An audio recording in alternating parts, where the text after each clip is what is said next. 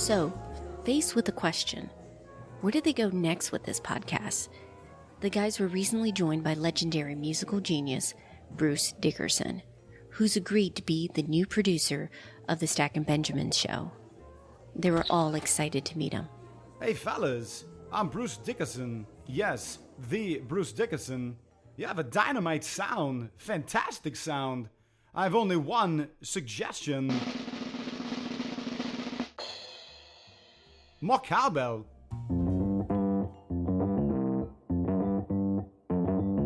Live from Joe's mom's basement, it's the Stacking Benjamin Show.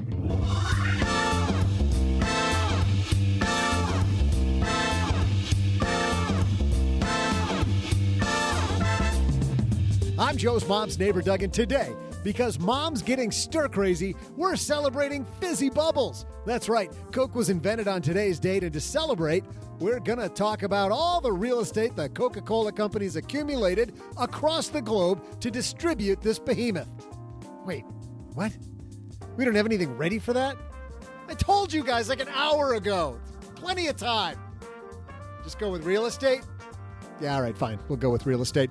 We'll run with it. All right, sorry for the delay. Where were we? Today, good news. We're talking real estate. Yeah, and to help out, please welcome the co-host of the brand spanking new podcast, Real Estate Rookie, Felipe Mejia. And no stranger to real estate herself, say hello to Afford Anything's Paula Pant. And the guy with the best underground real estate in Los Angeles from LenPenzo.com. Believe it or not, it's... God, not again. It's Len Penzo. Jeez. All right, plus, in our Evil HR Lady segment, we'll talk to the Evil HR Lady herself, Suzanne Lucas, about those work-from-home Zoom calls. Maybe you should rethink how you show up for those. Of course, we'll also magnify someone's money question, and I'll dazzle you with some fizzy cola-flavored trivia. And now, a guy who thinks crushing it means guzzling a bottle of Orange Crush. It's Joe Saul-Sehy.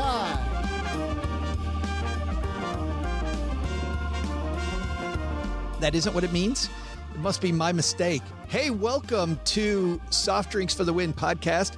I'm Joe Saul-Sehy, Average Joe Money on Twitter. And what a show do we have today, because coming to us from his new oil storage facility deep under Los Angeles, it's Mr. Len Penzo. You're hoarding this stuff now, aren't you? Have you seen the price of this stuff lately? Crude? I mean, they're paying you to keep it. I mean, of course, I'd be stupid not to. I'm swimming in it right now. Yeah, you're making so much. Literally, you've got your hot tub full of crude, don't you? Light sweet crude. It is the bomb. The only thing better than light sweet crude is Coca-Cola. I am one of those huge Coca-Cola fans. I'm a Coca-Cola snob, actually. I'm one of those people, if they say Coke or Pepsi, and they'll say, no, we only have Pepsi, and I'll just say, forget it. I'll have water.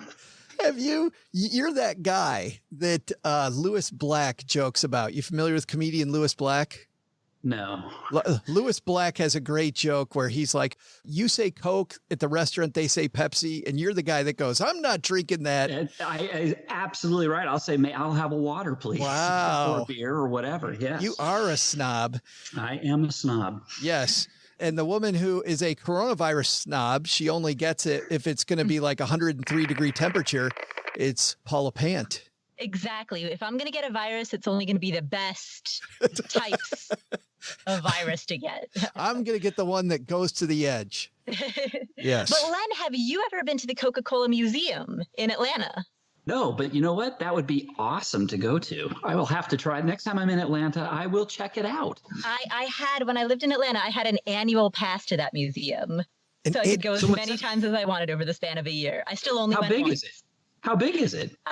It's a decent size. And at the very end, they have a tasting room where you can taste various Coca-Colas and Coca-Cola products from around the world. So you can see what it tastes like in Eastern Europe versus South America versus Southeast Asia. Excellent. Well, and it is different from place to place, right? Because I get Mexican Cokes here in LA, and they're totally different than the ones made in America. Exactly. Because they're made with real cane sugar. Fantastic. Exactly. Yes. I'll take that Coca-Cola every time. Yep. And the guy who's wondering if he's on the wrong podcast, he thought we were going to talk about some real estate today, but instead it's all Coca-Cola. Felipe Mejia is here with us. How are you, man? I'm good, brother. How are you? Thanks for having me on. Were you checking everything and going, I think I'm in the wrong place? I sat down and I was like, wait a minute, this does not look familiar. But, it's really interesting. Paula talking about the Coca-Cola, I've actually been there and I could only do 3 different flavors. By the time I got to the 4th flavor, I was like, oh, okay, I'm sick of this. But I could see how Paula could take advantage of it by going back different days and trying like different parts of the country's Coke. Paula brings a flask with her when she goes to the Coca-Cola museum. Yes. She has the other flavor. So congratulations on the launch, man. It's always exciting finding somebody that has a podcast, especially somebody with a podcast like yours, Felipe, where you're helping out a lot of people that just getting into the real estate industry. Tell everybody what you do. Sure, man. So it's interesting because in this show, we talk to other rookies, right? Because you can Google real estate how-to podcast and you're going to find Joe Schmo that has 1 million properties. Like, you're not going to hear somebody interviewed who's a firefighter and his wife's a nurse and they have 3 rentals, right? And they're just trying to make a little bit extra on top and trying to secure some a little bit more money. You just don't find those podcasts. So what Bigger Pockets did was we created a podcast for rookies, basically by rookies. I only have 8 rentals myself. And then my co-host, I believe, has maybe 13 or 14. We don't have like huge apartment complexes or anything where we've been in the game just long enough to be able to hold our own, but still remember the days of trying to get 1 rental property. And that's what this podcast is all about. It's about creating a community of rookies and saying, hey, this is how we got our 5th or 6th property. You're buying your first. We're going to be able to show you how to do that by interviewing others who are doing the same thing as well. Yeah, and you're a huge mogul or whatever. Yeah, and I love your story too, which I'd like you to tell just a little bit of that because you're a guy too that doesn't come from you don't come from a background of, dad handed you 10 real estate properties and said, let's shrink it to 8. No, by no means, man. So basically, I grew up in a mobile home most of my life, and then we eventually did end up buying a house. And in the Latin culture, if you will, my family, most of the bread was coming in by my dad, right? The money was coming in by dad. My mom stayed home and took care of the kids, took care of us. And then when I turned between 11 and 12 sometime, my dad bounced and, went back to Mexico, had a whole nother different family. And my mom was stuck with not only not a lot of job experience, but now a mortgage payment. And what she did was she ended up house hacking is the term we use. But basically she built with the last $10,000 she had, she built 3 bedrooms downstairs, no codes, none of that, just basically stick and drywall and rented it out to anybody that would rent. And that's how we kind of stayed afloat. And I saw the power of real estate then and there. I tell the story that I was never poor in quotations, if you will, but we always felt the water at our throat. Never drowned, but we could always feel it right at our throat. And real estate gave us just down to our shoulders, maybe, right? Just a little bit more breathing room. And that's when it really clicked the power of real estate. That's fabulous. And are you 30 yet? 29. Yeah. It's me too. I know. Len and I also.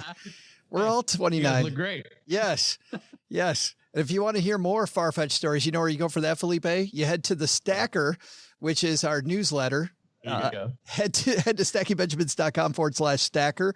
And not only will you get a bunch of great money tips every week, but you will also find out what's happening here in the basement from time to time. So I'm sure Felipe wrote that down.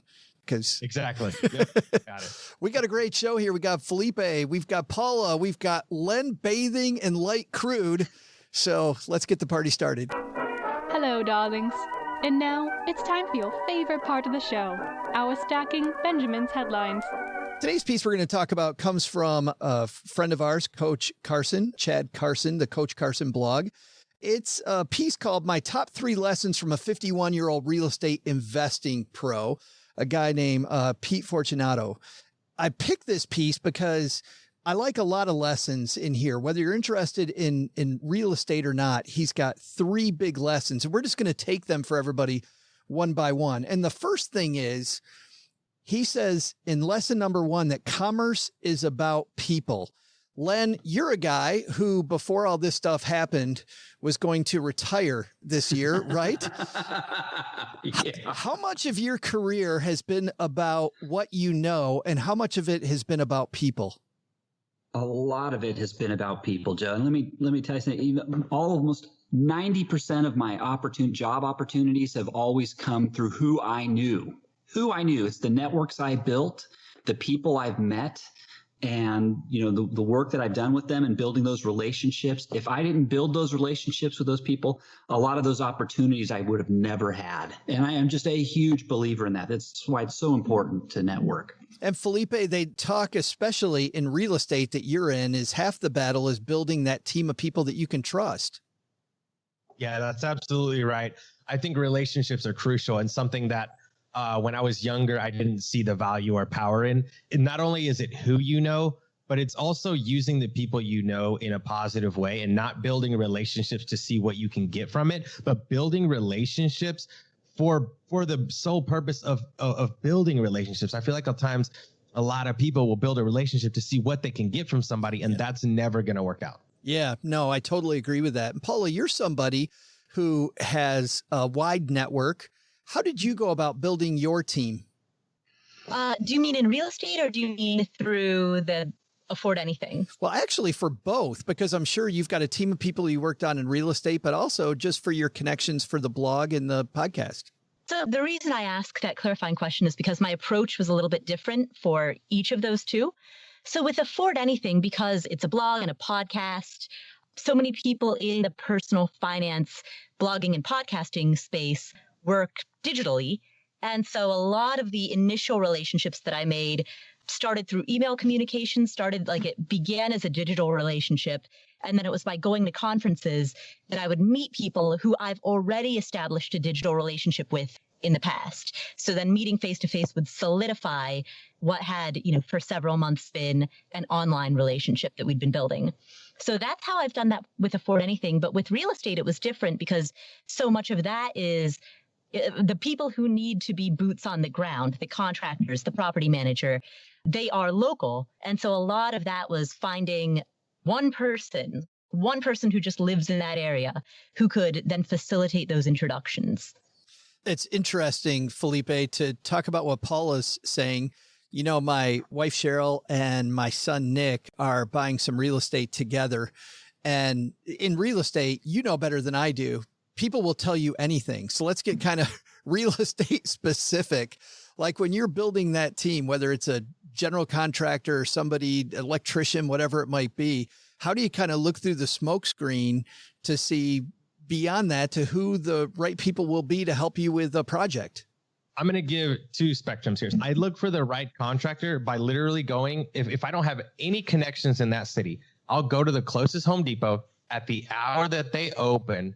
And the first 3 contractors there when the doors open are going to be typically the guys that I want to hire. They weren't out drunk last night. They weren't out spending the money last night that another client had paid them. And they're there bright and early. So I know that they probably have a meeting and then they have to get to the job site by 9 or 10 o'clock. Because that's what I did before I started real estate. I knew that I had a meeting, I had to meet with a different client, and I had to pick up material. So I was going to be at Home Depot at 6, 7 in the morning. So if you're going to go somewhere and you have no idea and you don't have any connections in that city, that's how I would find great contractors. Another way that I look through the smoke is I ask contractors if I can meet them on a certain job site. If they say they're not on a job site now, probably not going to hire them. But if they say, yeah, you can definitely come out to the job site, I can see the job, I can see the client that they're working with, and everything is going smooth, that's another good flag for me. A red flag would be if they don't. And then the last thing that I also do is I tell the contractor, hey, can you come out to my job? Let's look through it. And if they automatically ask me for payment up front before they even get started, definitely a red flag, someone I'm not going to hire. Contractors should have money in reserves to start a project. So those are 3 big things that I use to look through the smoke for contractors. Man, that's great stuff. Lesson 2 on this list is use multiple currencies to solve problems. And I really like this, Len. He starts off by saying, I see my primary real estate investor role as a creative problem solver. So I love that Pete, his mentor in this piece, emphasizes being creative and stepping outside of artificial boxes and limitations created by our society, our industry, and our own minds. The key paradigm Pete taught is the concept of currencies. We all know the most popular currency, money. What we call money is just a piece of paper printed with fancy green ink by the Federal Reserve Bank. Are the fancy green pieces of paper what we really want? Pete told a funny story. Basically, Pete says there's lots of different types of currencies. I'll help you with this. You help me with something else, right? I can pay you in, there's all kinds of different currencies out there. That kind of gives me some hope, Len, for some of the younger people listening, that even if you don't have a lot of cash, there's ways to get started in real estate and investing and learning what the heck you're doing. Sure, you just got to get clever, right? So let me just, I mean, there's always alternatives to everything. For example, I was talking with one of my blog readers, talking about investing and talking about the threats of inflation, and they were worried about inflation hedges. One of the things I said, they said they didn't have a lot of money. And I said, well, it's something that's an interesting inflation hedge that most people don't think of is food. If you can't afford, say, something really big, maybe you don't have $1,000 or $2,000 to put away in a big investment, start buying cans of food. Because if you think inflation's coming down the road, canned food lasts a long time, and by buying that now at a cheaper price, you're actually earning a return. So that it's another alternative that's out of the box that you might never think of. So, or start storing oil in your hot tub. Storing oil in your bunker. That's another absolutely that works too. It's a lot messier, but that's the currency right there. Paula, he talks about himself being a deal maker. And I think often we don't think of ourselves as a deal maker as often as we should, or a problem solver where we're trying to help other people solve problems so that ours gets solved. Yeah, exactly. So I teach an online course about rental property investing. And one thing that I have the students do is take this quiz to find out what their personality style is, because there are some people who are naturally deal makers. Like, they like bringing people together. They like the process of thinking creatively and negotiating and trying to figure out, like, what does each party actually want? Because it's not just about money. Sometimes it might be about a quick sale. It might be about, reducing frustrations and inconveniences. Like, there are all of these factors that are relatively important to both people on both sides of the transaction. And so people who have a personality, like typically a little bit more extroverted, a little bit more likes to think creatively, likes to think on their feet. Those are the deal maker types of people. But not everybody is like that. And so, like, some of the other personality styles that people have, if they're like the data scientist and what they really love is digging into numbers, and they're introverted and they'd rather be behind a spreadsheet, then deal making with a for sale by owner on seller financing, like, that might just not suit their personality. And so depending on your own personal skill set, your personality, I think that will also inform the way in which you approach this. Well, and to that point, here's what I wonder from you, Felipe, is that I started as a financial planner when I was 27. And I remember people telling me at that time, they'd say, "How old are you?" is the first question. And I can't imagine some of these seasoned people working in real estate. Is it harder being 29 and being a deal maker than if you were 45? Yes, it plays a part, but I think a lot of people will say, "Oh, well, you started working at 18 or 19. See, I started working when I was 14 on the construction sites, cleaning construction sites to start making money. And then I started doing flooring, and then I started a moving company. All three of my companies have been 6 figures plus. So by the time I was 25, I had tons of experience. I graduated college, and I graduated college also in 3 years because I knew how much debt college would occur. I also paid for college cash. So I've done all of this in a very short time. And I think a lot of times once people get to know you and get to know who you are, it's a little different than just saying, how old are you? The question should be, how much experience do you have? What have you been doing? I know some very smart 26-year-olds, and I know some very dumb 55-year-olds, right? So I think it's more about the experience and what you've done, right? It has to say something that at my age, before 30, I've accumulated over 60 tenants, that even during this time, I don't have any vacancies. My properties run very, very well. It looks like you're about to ask me a question, so go ahead. Well, no, I'm just wondering, as you're talking then, would you recommend that somebody who's getting into real estate, they learn how to fix toilets, kind of the basics of how to do wiring or put in insulation or remodel work, so that when they're talking to the contractors, because it seems to me that even at 29, because you've got so much experience, you're able to talk their language, and that, based on what you're telling me, that seems to be the important part. Yeah, that's right. And speaking somebody's language doesn't mean they speak English to English or Spanish to Spanish. I think speaking someone's language is something that you can understand. And that goes far more than just language. But earlier, like Len said, it's about building those relationships, right? So when I was on the construction site, I knew what the framers did, what the electrician did. So I would tell someone getting into real estate, don't learn everything. Know a little bit about everything, just enough to be able to have a conversation.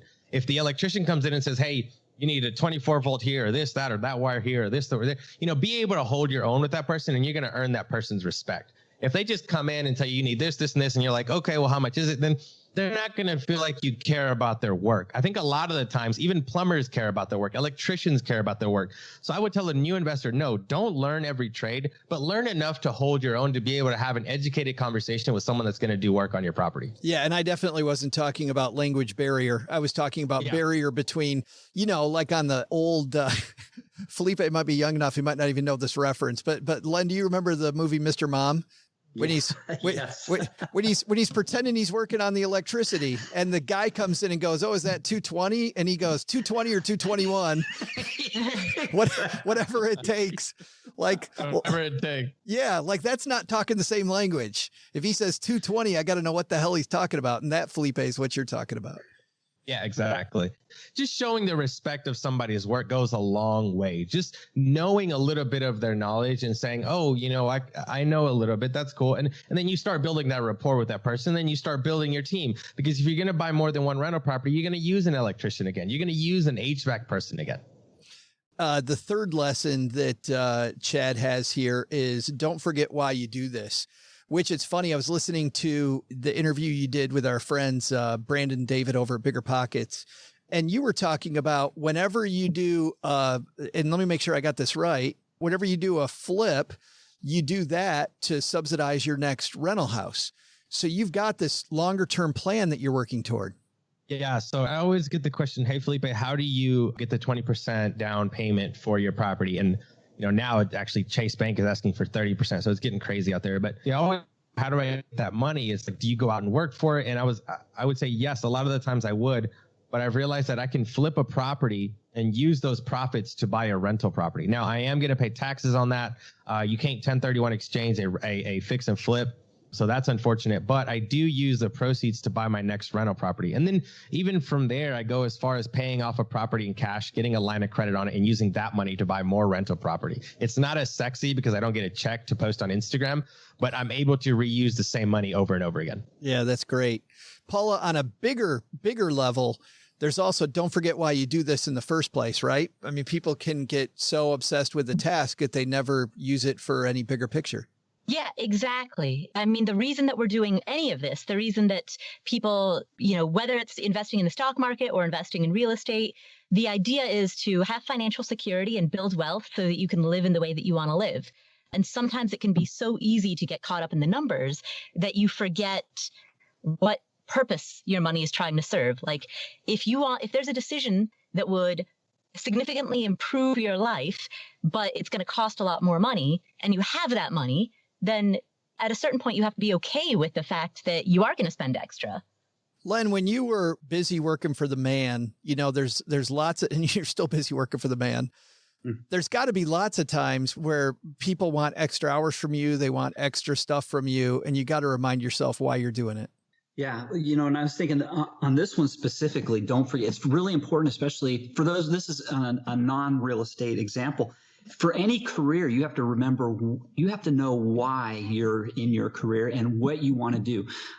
For a long time, I was really my goal was, I want to get to the top. I want to be CEO of the company.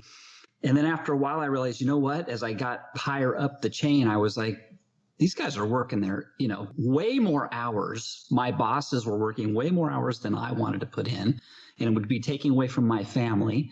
And so I had to make a decision. Why am I working? And my decision was, I don't want to work for the company. I don't want to give my life 24/7 to the company. I have a family. And so I wanted to scale back.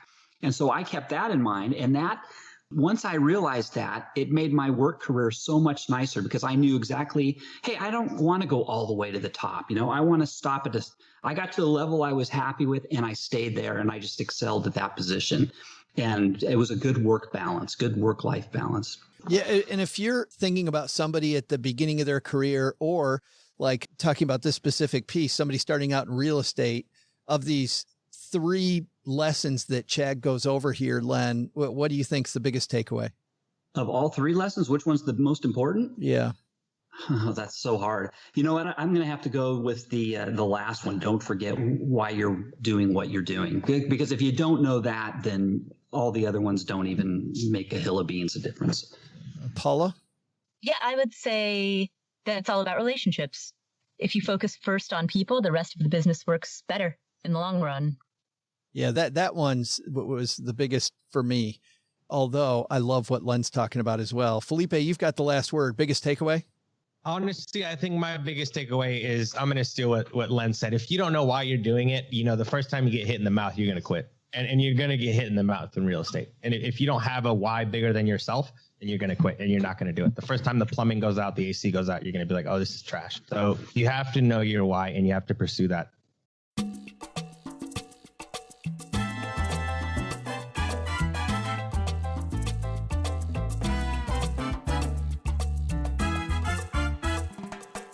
Well, Suzanne Lucas is the evil HR lady, and coming up now, we're going to talk about those Zoom meeting calls you've been on. It's a whole new world, and some people, sadly, don't understand it. Well, Suzanne writes for Inc. magazine, also has evilhrlady.org. Let's say hello to her right now. Not on a Zoom call, but on my dad's shortwave. Suzanne Lucas.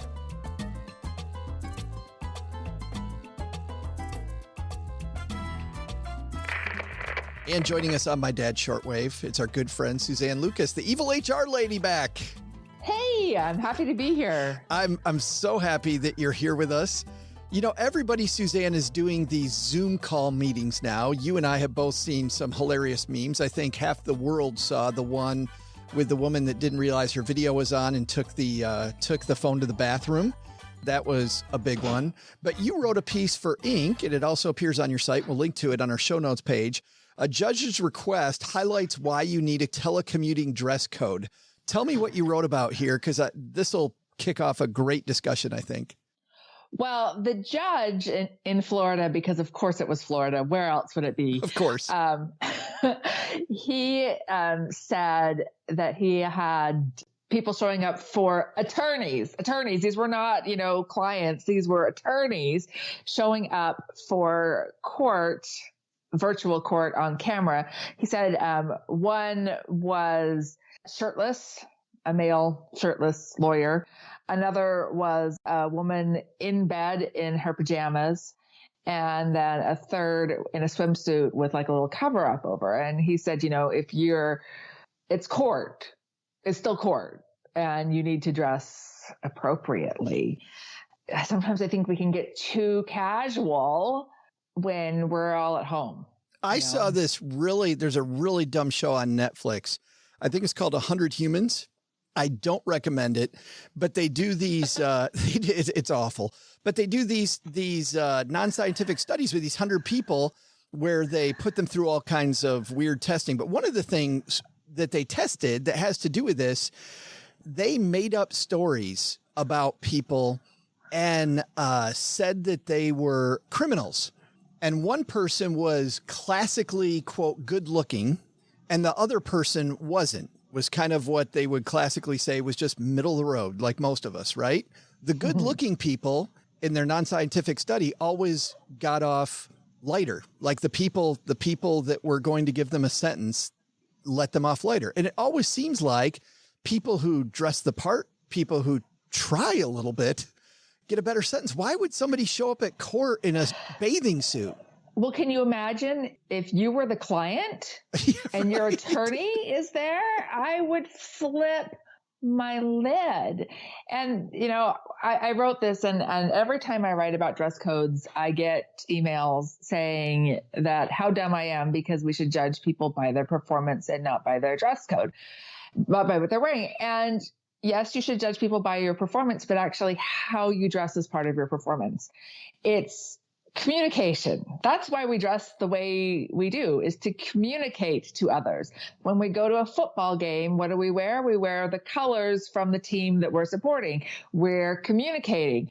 When we go to court, theoretically, we wear a suit because we want to communicate, I am professional, I am trustworthy, blah, blah, blah. When you go to Burger King, they're wearing a uniform, so you know who is who. It's all this part of communication. So I don't have a lot of sympathy for people that are like, oh, it's just performance. Yes, but it is communicating something to it. And people will say, well, yeah, but Mark Zuckerberg is also communicating something with his uniform that he wears. He was trying to communicate, I'm the cool, casual tech guy. But you know what he wore when he testified before Congress? A suit. A suit. It's funny. Let's translate this to everyday work, because I have friends, you have friends that you're hearing about them showing up at Zoom meetings, and people aren't brushing their hair. They're wearing something incredibly casual, the sweatpants look. And I remember talking to one friend just last week saying that you really do judge people differently when they don't seem to be taking the work as seriously. I think maybe we need a wake-up call that this is still work, even though we're all working from home. Right. I mean, like I said, it's part of communication. So if you're showing up in your pajamas or with your hair in a messy bun or something, you're communicating something. And what is that? It's probably, I'm not taking this as seriously as I do in the office. And it's not worth it to me to dress up for you. And I say that as I am wearing a t-shirt and capris. This is Suzanne, the Stacking Benjamin show. So you're right, it is very casual, and it is a podcast, so no one can see me. But I did shower and I brushed my teeth. And because I've been in quarantine for a long time, I have inch-long gray roots on my hair because I'm one of those vain old women that dye my hair. There you go. Why is it though that, in my opinion, and tell me if this is true, you think with most companies, it seems to me okay right now to have kids run around the background. Like, as long as you leave it on mute, I think we all think that's okay, even though not dressing for the occasion's not. I think the difference is with the kids is that we can't do anything else with the kids right now. My kids are older. They're 12 and 16, so they're perfectly capable of taking care of themselves.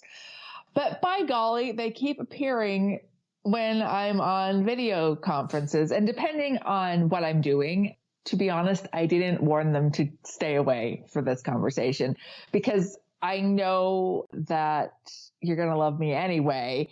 And it's a podcast, so nobody's going to see them. But I have to warn them or they will not be able to take the hint of stay away, mom is working. And when you've got little kids, I can't imagine doing this with toddlers or babies.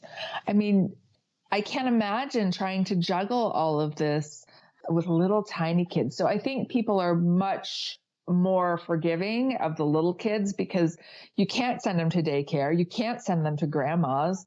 And if your spouse is also there, your spouse is working too. So somebody's, Netflix is a great babysitter, but there's only so much Netflix your 2-year-old will tolerate. So I think people are more into that. And I don't think anybody cares if you're not wearing, if it's an internal meeting, if you're casually dressed, if you're in your t-shirt, but it's when you're in your pajamas and you clearly haven't showered. Yeah. Or you're in your bed or whatever. I mean, you can actually do a video conference from your bed. You just have to angle the camera right. Not that I would ever do that, but I hear it's possible.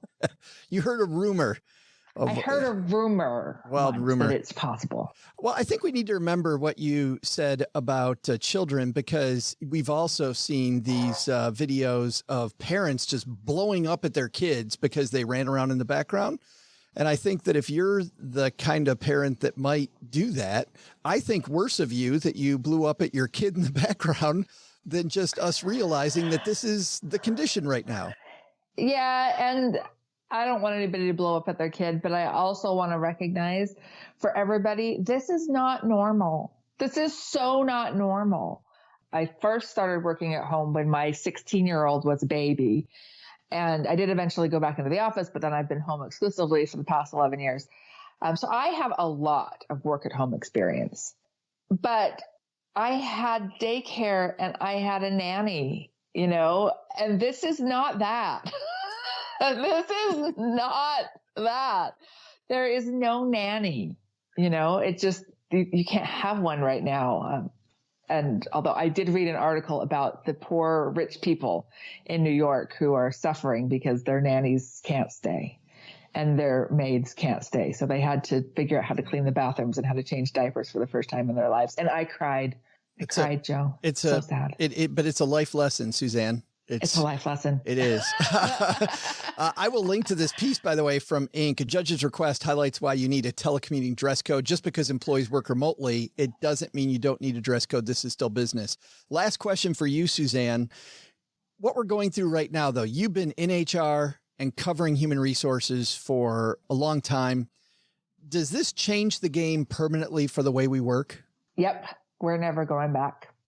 One of the most important things from a legal standpoint is the Americans with Disabilities Act.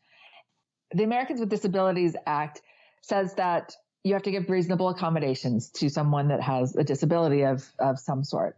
Many people have argued that working from home is a reasonable accommodation, and many businesses have said no, because you can't do this job from home.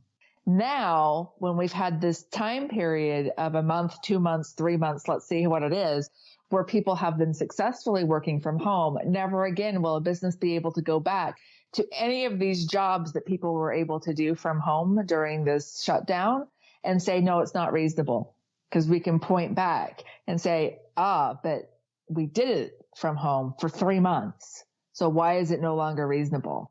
And that's going to be a huge game changer in the terms of disability law. And then everything else is also changing. One of my favorite things, and I have been on like 47 podcasts to discuss this, but I'm going to say the same joke with every one of them, is I saw this thing that said, who's leading your digital transformation? And the options were A, the CEO, B, the COO, and C, COVID-19. And it really is this COVID-19. All of a sudden, we had to transform. Business has changed forever. And you know what else has changed forever? Education. Education is never going back. I was thinking no more snow days. That's the saddest thing I've ever heard. Isn't that? I loved snow days. I thought snow days were my best friend, and they are gone, I think, forever. Yeah. I mean, I think there's a possibility that you're right. I mean, getting the infrastructure and getting it all set up to do one day, probably not with it. But yeah, I mean, yeah, it's never going back. What a wild world. Suzanne, thanks for hanging out with us for a few minutes. Anytime. Hey there, trivia fans. I'm Joe's mom's neighbor, Doug. And you know, Joe's mom and I have been extolling the virtues of Coca-Cola while these guys yak on about real estate and Zoom calls. Did you know Coca-Cola is fantastic to clean corrosion off your batteries? And it's delicious, both before and after. Plus, if you're looking for your daily sugar allotment, Coca-Cola's got you covered. Anything you can clean your pipes with and rid your stomach of worms has got to be healthy, right? Joe's mom recommends taking a little of that fizz out by adding whiskey, so I'm totally going to try that. But first, I'm going to share today's trivia question. Try this one on. How many carbonated soft drinks per capita do Americans consume in a year? I'll be back with the answer in my own Coca-Cola and whiskey taste test in just a moment.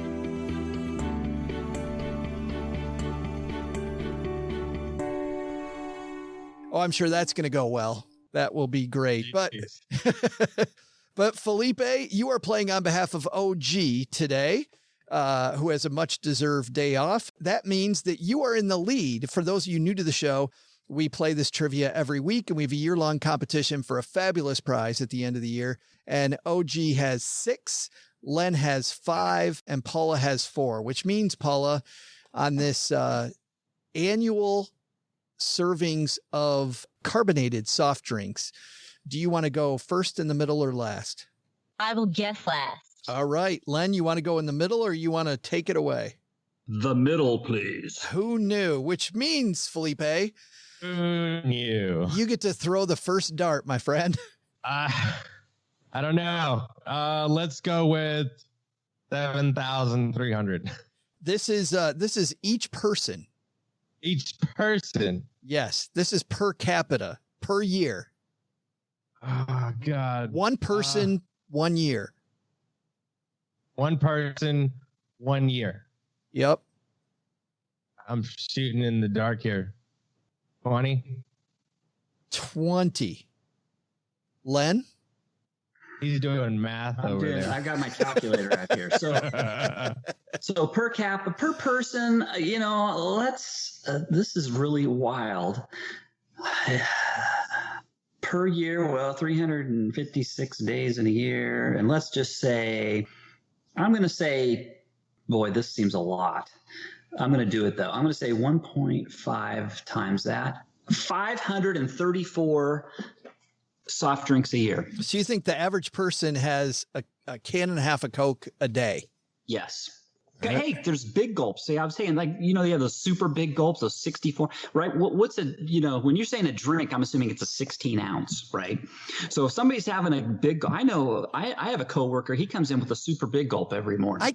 Every morning. Why does anybody need more than a big gulp? I don't need to pee that bad. Do you remember how 7-Eleven started? First, it was just a large soda. Then it was the big gulp. Then it was the super big gulp. And then it's the mega big gulp. Right? They have the 128 ounce soda now you can get. Then they bring a hose over and they fill up your car with it. Yes. So anyways, I think I assume they're going with a 16 ounce drink. I'm guessing. So, that accounts for, if somebody's having a super big gulp, that's 2 or 3 right there. That's the case. Well, Paula, a lot of difference between 20 and 534. Yeah. Okay. So my thinking is you've got the segments of the population that don't drink soda at all. Maybe some children, some elderly people. There's just people who don't drink it at all. That's going to skew the average down. But then of the people who drink it, there's probably a significant number of them who drink quite a lot of it, who do drink it every day. So fundamentally, the question that I need to answer, since the game is judged by closest, is do I think it's closer to 20 or do I think it's closer to 500 and Len, what was it that you said? 534. 34. So which of the two do I think it's closer to? All right, I'm gonna guess 533. So you think it's less than 534? Yes, I think it's less than 534, but I do think it's a high number. All right. Well, I'd love to tell you what the answer is, but of course, like any self-respecting show, we're going to make you wait. So By the way, let me just say, as a coach, I gave up Coke for Lent this year. Congratulations. And then, wait. And you gave up Coca-Cola?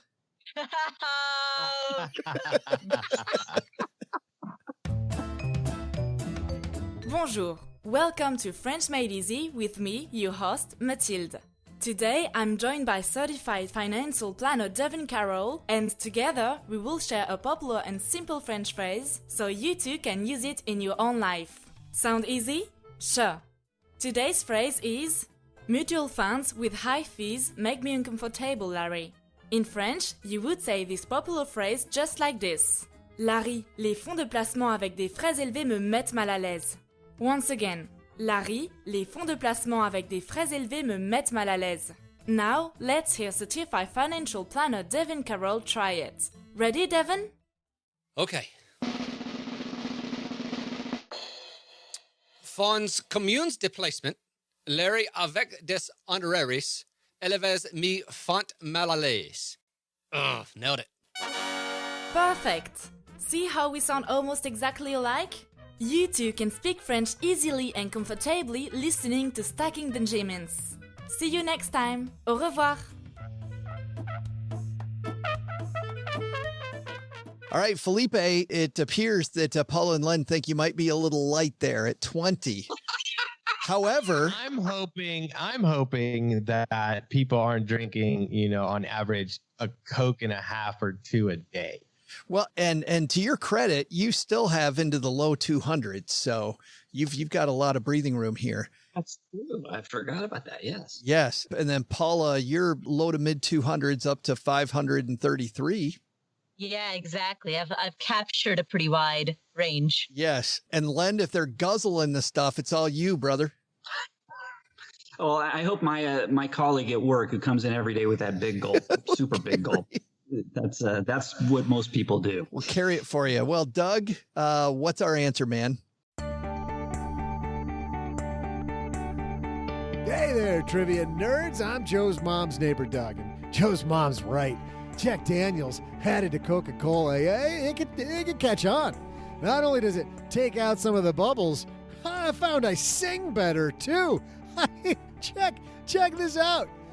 I've been working on the railroad all the live long day. Everybody's just so nice. Everybody's really nice. Nice people. Here's your trivia answer. Check the question out one more time. So good. That was just so good.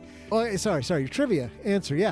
According to statistics online at a site called statistic.com, Mexicans actually drink the most carbonated beverages per capita at a rate of six per year. Oh, sorry. That's 632 per year.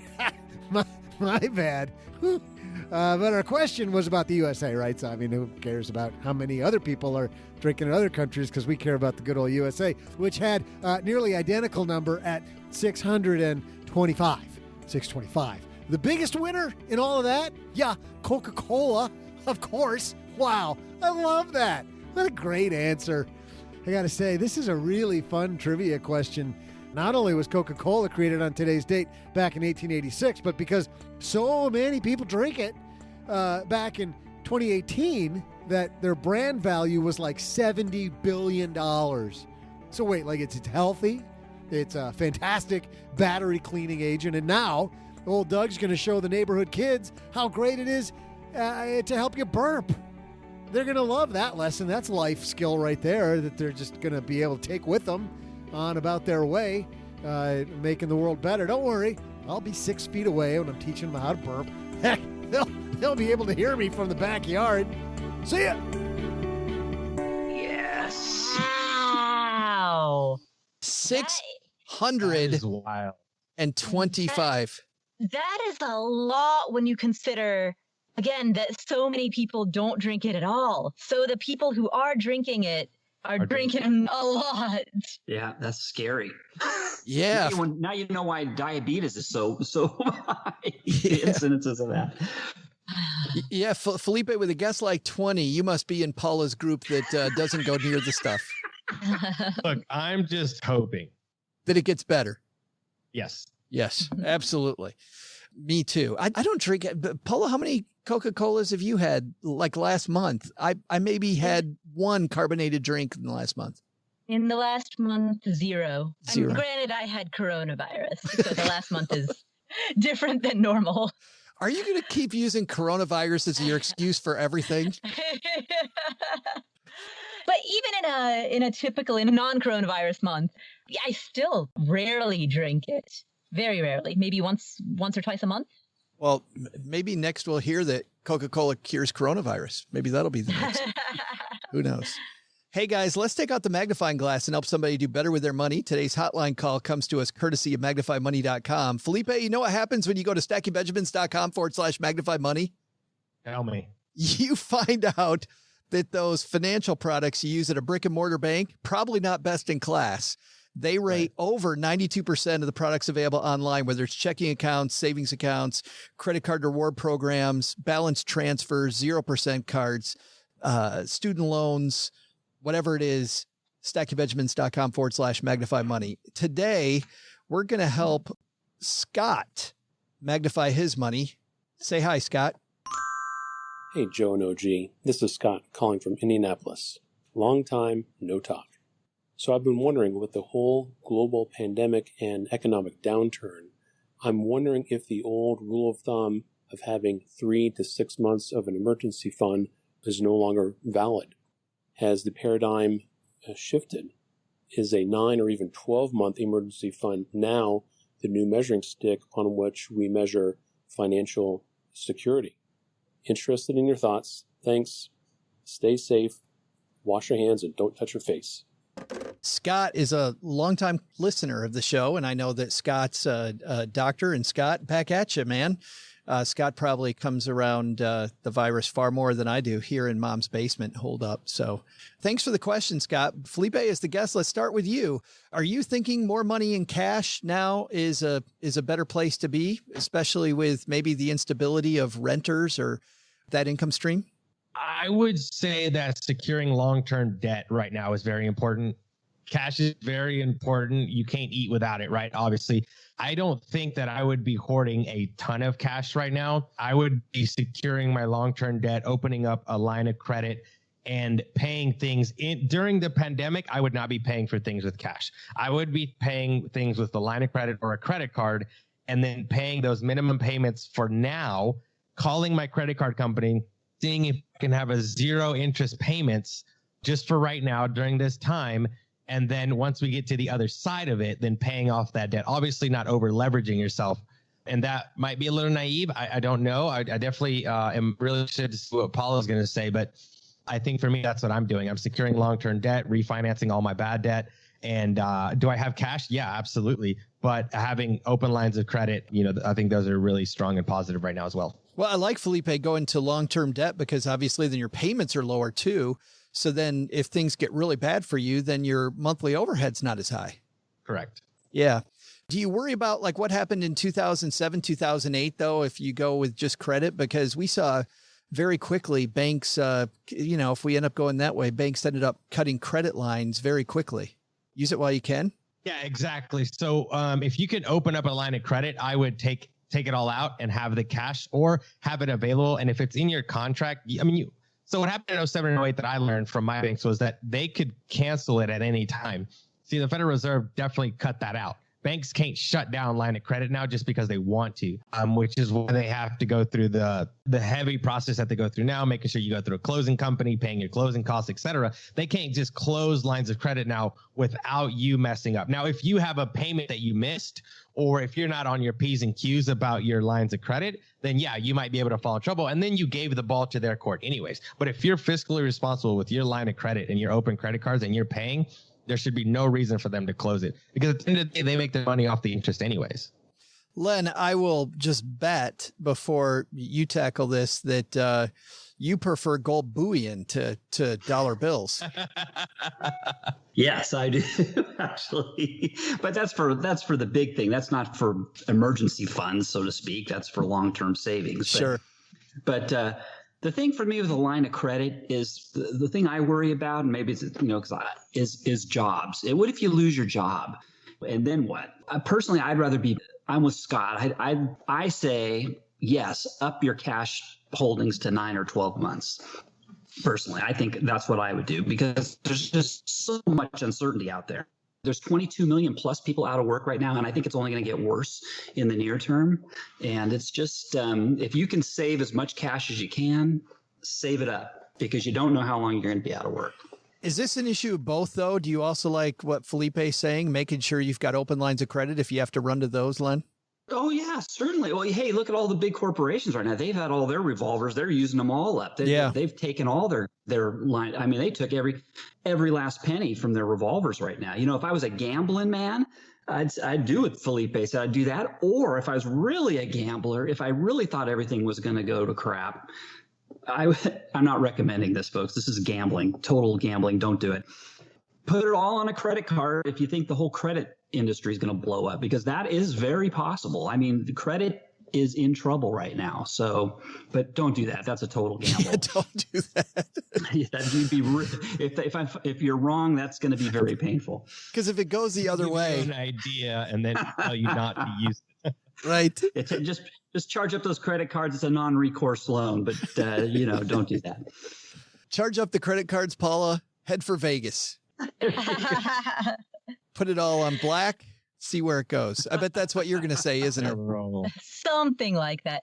So what I was going to say, in terms of how big should your emergency fund be, in part, especially during this pandemic, the answer is going to depend on, number one, how stable and secure is your job? What is your likelihood of having your hours cut or your hours furloughed? And number two, are you dual income or single income?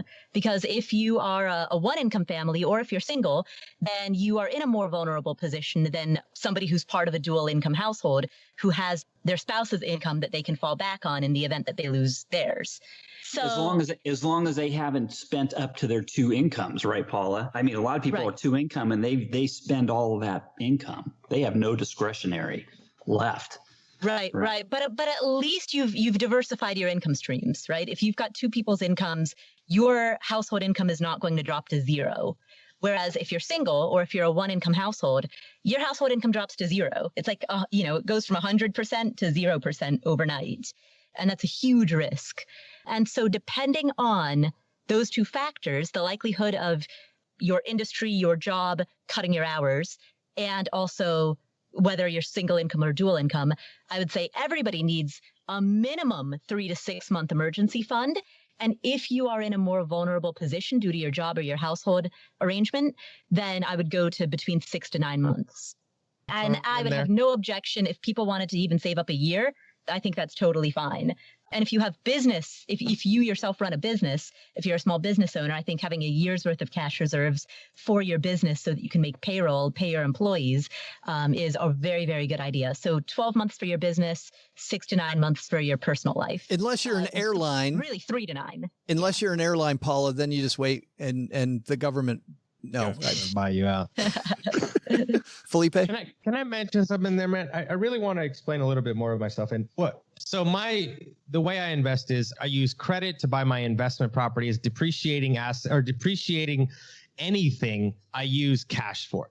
During this time of coronavirus, I would not be using my cash. I would be using credit because we don't know where it's going. And you want to be able to pay that minimum payment on a credit card or on a line of credit while you can still buy food and things like that. Now, if we were on the other side of this pandemic, then I would actually say, reverse that. If you're going to buy a car that's going to depreciate in value, use your cash because cash is also depreciating. If you're going to buy an asset, then use credit.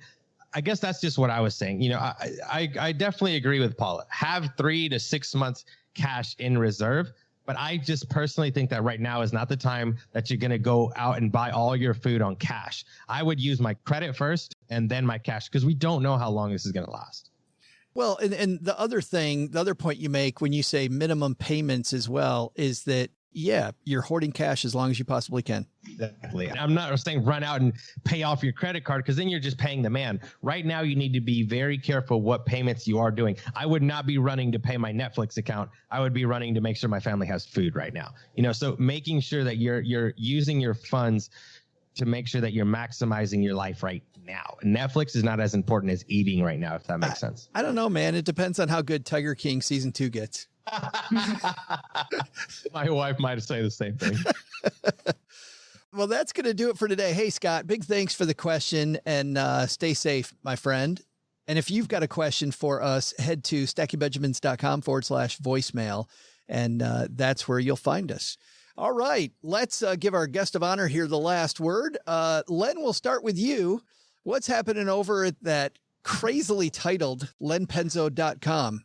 Yes, at thepersistentitch.com this week, somebody asked me to summarize my personal finance playbook. And so I put together this manifesto of things I've learned at the School of Hard Knocks with respect to personal finances. So I came with 38 of these little sound bites, really personal wisdom I've accrued over I'm in 29 years. Did I say 4 decades? 29 years of living. So I thought, I thought hard about it. And I think I came up with 38 really good things. So come on by and check them out. That's awesome. And that is at lenpenzo.com. Paula, what's happening at the Afford Anything podcast? On the Afford Anything podcast, we have an interview with Dr. Sarah Stanley Falla. She is a researcher who researches the psychology of money. She's the author of the book, The Next Millionaire Next Door, and she's the daughter of one of the co-authors of The Millionaire Next Door. So we're going to be talking all about the pandemic, the current economic situation, and how to navigate all of that. Ma'am, Felipe, thanks for coming and saving the show. Did my best. Tell everybody what's coming up on Real Estate Rookie, because I love the fact that even here early on, you guys, as of the time that we're recording this, have 7 episodes people can go back and listen to, so probably 9 or 10 now. But what's coming up on the show? Some of the things that's going to be coming up is how rookies are investing during the Corona time. Are they still taking action? What are they doing to continue to invest in real estate? What are they doing with their debt? How are they refinancing? And things like that. One of the biggest things that you're going to get out of this show is going to be mindset. We're bringing on a lot of guests that have the right mindset and are showing others how to get in the right mindset during this time. Awesome. And you'll find that's Real Estate Rookie. And actually, if people are part of the Bigger Pockets community, they'll see your show all over the place there too. Yeah, of course. Absolutely. You got to put up with those horrible people like Brandon and David and Scott and Mindy. I feel bad for you. Them all. They're awesome people. They're great. They are. They're some of my favorite people. All right. We'll have all the links to Felipe's show, Paula's show, Len's blog on our show notes page at stackingbenjamins.com. Doug, you got it from here, man. What should we have learned today? So, what should we have learned today? First, take a lesson from our roundtable. Find great mentors and listen. Don't try and reinvent the wheel. It's not worth it. It's just don't try to reinvent it unless you're having the non-fizzy Jack Daniels and Coke. You can reinvent that. But second, take a lesson from the evil HR lady, Suzanne Lucas. Just because you're working from home, that doesn't mean you should neglect how you're dressed for your video conference calls. You're on video, people. I mean, everybody's watching.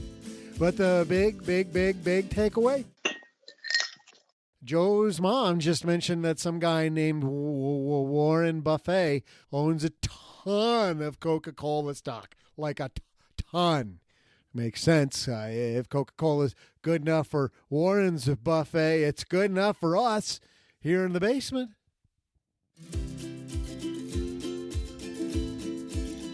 We'd like to thank Felipe Mejia for coming to the basement and sharing his knowledge with us.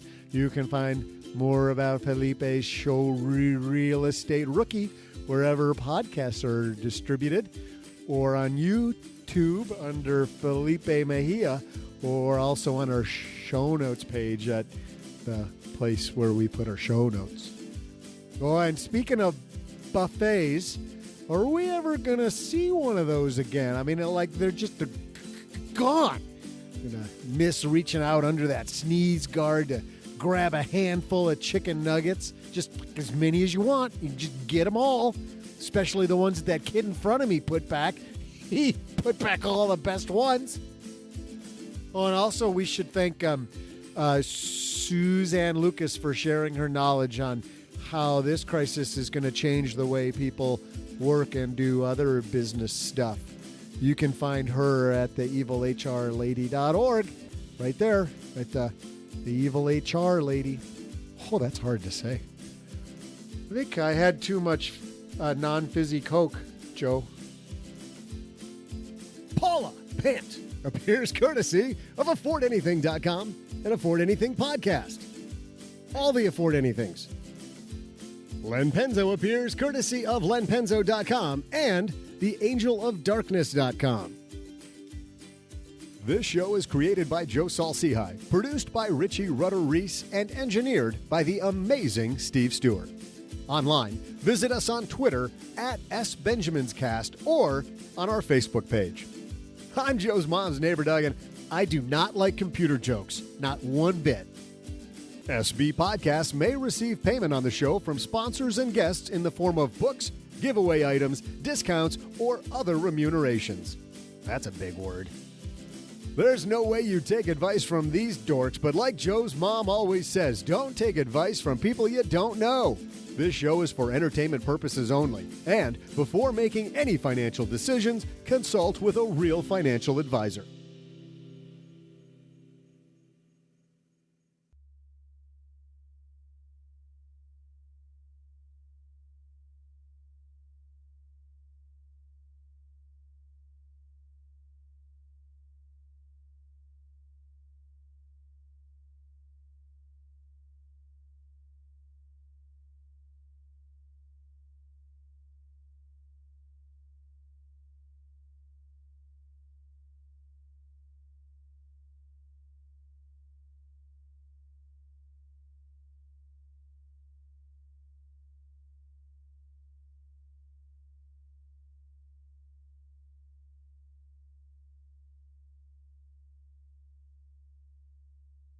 Welcome to the after show. This is the part of the show that doesn't exist.